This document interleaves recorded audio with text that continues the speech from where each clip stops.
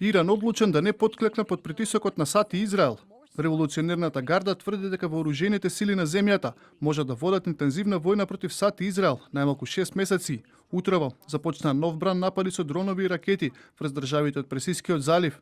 2 лица загинаа во Кувајт, 3 се повредени во Бахрейн, додека пак Министерството за одбрана на Саудиска Арабија соопшти дека противвоздушната одбрана пресретнала најмалку 21 дрон. Во меѓувреме, Али Лариџани ја обвини администрацијата на Трамп дека се обидува да го повтори сценариот од Венецуела, каде беше соборен Николас Мадуро.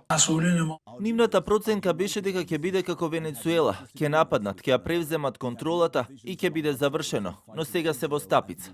Војната влезе во втората недела, а израелскиот премиер Бенјамин Нетањаху изјави дека нападите против Иран ќе продолжат уште пожестоко и дека ќе биде елиминиран секој кој е дел од државното раководство. На членовите на револуционерната гарда, на оние кои го тиранизираат иранскиот народ на улиците, им го порачувам ова. И вие сте на нишанот. Со секој измина ден се повеќе ги намалуваме можностите на иранскиот режим. Во текот на ноќта, израелската авиација изврши серија напади врз енергетската инфраструктура на Иран. Уништени се најмалку 5 складишта за нафта и центар за транспорт на нафтени деривати. На социјалните мрежи се појавија и снимки на кои се гледаат експлозии и големи облаци од чад како се издигнуваат на делови од иранската престолнина. Речиси 10 милиони жители на Техеран утрово се разбудија под густи црни облаци.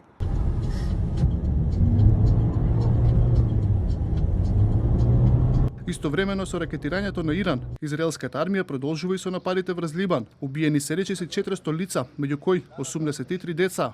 А додека воените операции на Блискиот исток се заселуваат, Доналд Трамп ја отфрли можноста курдските борци да се вклучат во војната против Иран.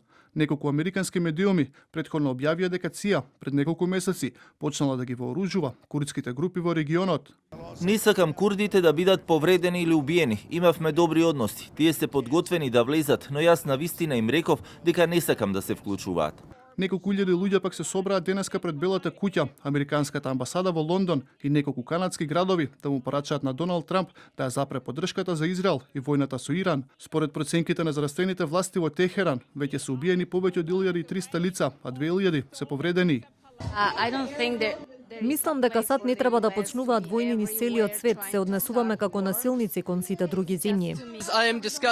Згрозен сум од она што го прави мојата држава во Иран. Плаќаме даноци, а парите од тоа се користат за убивање на ученици. Војната која Нетањаху и американците ја водат против жителите на Иран предизвикува разорување на таа држава, но исто така овозможува војната да се прелее на целиот Блиски исток. Дел од жителите на Иран пак ја обвинуваат американската администрација дека воопшто не ја грижа за иднината на земјата, туку дека се заинтересирани само за богатството кое го поседува Иран, а кое не сака да им го предада на САД. Трамп ја сака нафтата, ја сака венецуелската нафта, ја сака иранската нафта и за да го добие тоа му треба држава која не функционира. Швајцарија пак е последната држава која ги обвини САД и Израел дека со нападот врз Иран го прекршиле меѓународното право. Со слични обвинувања претходно излегува и германскиот вице-канцелар, како и шпанската влада која не ги дозволи на американската армија да ги користи нивните воени бази.